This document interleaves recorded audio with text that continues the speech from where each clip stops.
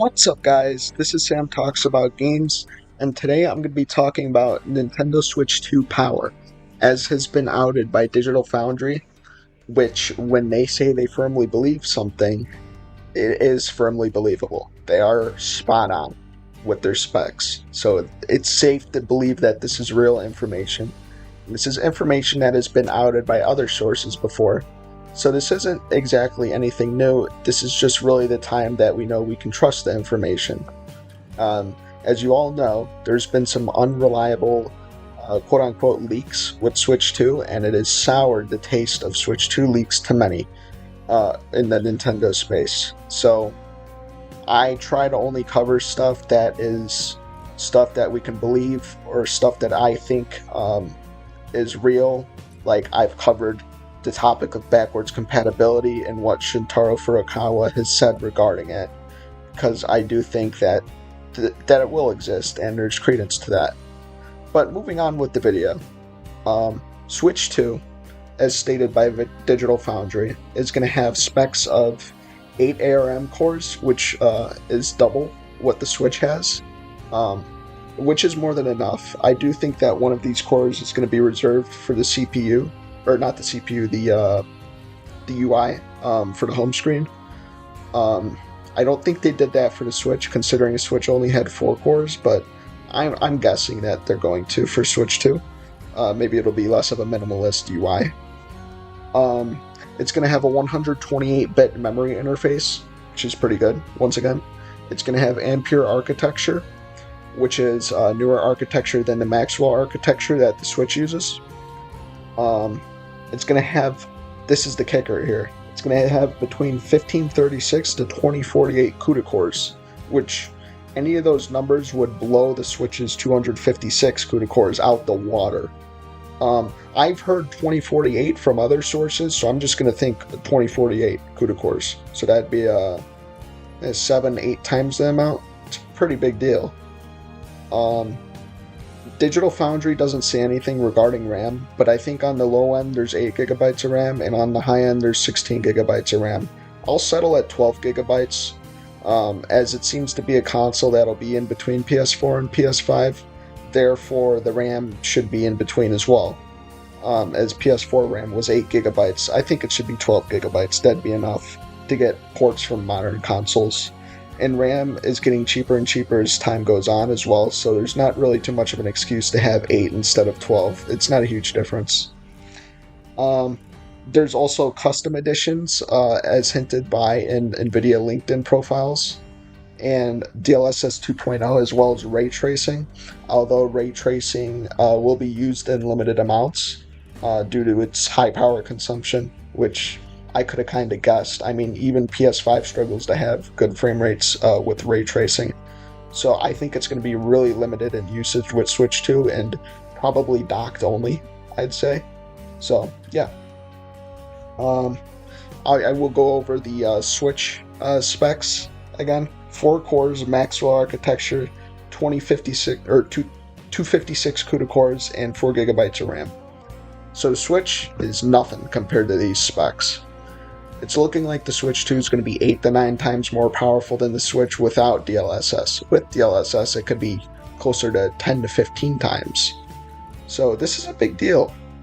I think with these specs, the Switch 2 could run frame rates such as 1440p at a solid 60 FPS. Definitely 1080p 60 FPS.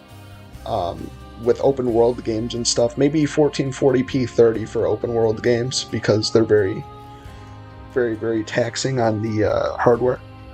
But I do think 1440p is a good target. I don't think they need to go 4K with everything, because 1440p versus 4K, looking more into it, there's not too much of a difference. Not as much of a difference as Nintendo would care for. We all know Nintendo isn't gung-ho about graphics, so I do think that they will go with a 1440p base, 4K maybe, with upscaling and stuff, with DLSS. If it's easily doable, they could do it. But I will note that DLSS isn't just automatically in every game. It does need to be enabled within the source code. So that is something that they have to do, and Nintendo would have to pay attention to. So DLSS isn't a guarantee. It's probably going to be there because of the NVIDIA leaks, NVN2, and all that. But it's not a guarantee. But I do think it will be there. It's just important to note that nothing's a guarantee, right? I think it's assumed that, we're going to get this, we're going to get that, it's going to be a Switch 2. This isn't all confirmed. Although, considering the fact that Digital Foundry noted it as a Switch 2 and that it isn't, something else, I do think it's going to be a hybrid again. Because I think maybe Digital Foundry kind of knows what it looks like a little bit, due to the fact that they know the specs. They got some connections. So, I do think it's a Switch 2. I don't really think it's going to be anything different than that, which should be cool. And to further note, I do think this power increase is going to provide room for more remakes. We see the PS5 getting a lot of remakes due to the big power increase. We even saw PS4 get a lot of remakes, such as Shadow of the Colossus, a remaster for The Last of Us. But the PS5 generation of hardware is getting a lot of remakes as well, such as Resident Evil 4 remake and Dead Space remake this year alone. House of the Dead remake, it's kind of an obscure one, but Layers of Fear. There's so many remakes coming out for all consoles, and this is widely known. And I do think Nintendo Switch 2 is going to take advantage of this remake trend as well, as Nintendo has done with every generation, really, especially with Zelda. So, what games could I see getting remade with this overly powerful Switch 2? Ocarina of Time. Imagine Ocarina of Time, but it looks like a Switch 2 game. I think that's a big seller right there. Ocarina of Time is the best game of all time on Metacritic. It's widely regarded as one of the GOATs, no question. So I do think Ocarina of Time is going to get a remake, along with Majora's Mask on Switch 2 alone. Ocarina of Time near the beginning of the life cycle, Majora's Mask near the end of the life cycle.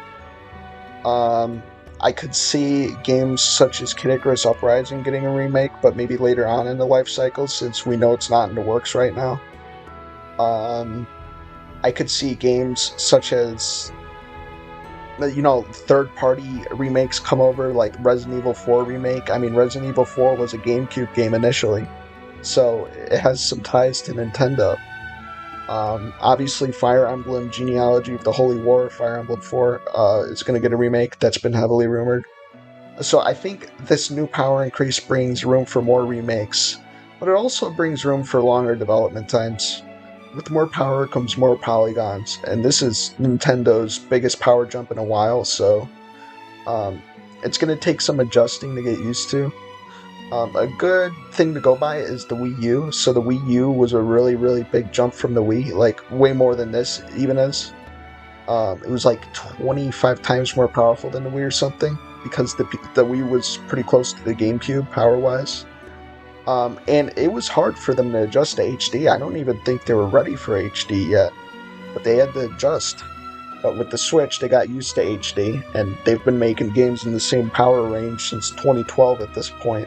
So they kind of know what they're doing now. But now is going to be another big adjustment to 1440p, 4K, whatever it is. So games are going to take longer. The next Zelda is going to take a very long time to make. And I don't think they're doing DLC. And I think we would have seen DLC announced in June if they were doing it. And I actually thought DLC was coming, but I don't know at this point.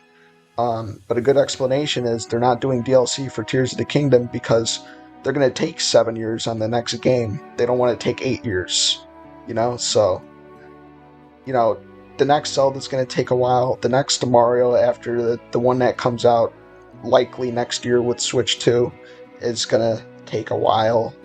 The next Fire Emblem, the next Xenoblade, the new IP for Monolith Soft, all these games are going to take a long time. For Switch 2, so I do think that they're going to have remakes and remasters in between to tighten that release schedule, and I do think it's obviously going to be a hybrid again, because if it wasn't, there would be some problems there. There would already be a less release schedule because they'd have to support two consoles because at that point they'd likely have a console and a handheld. I just think a hybrid makes sense and it's going to happen that way. And with that hybrid, there will be a consistent release schedule, essentially guaranteed.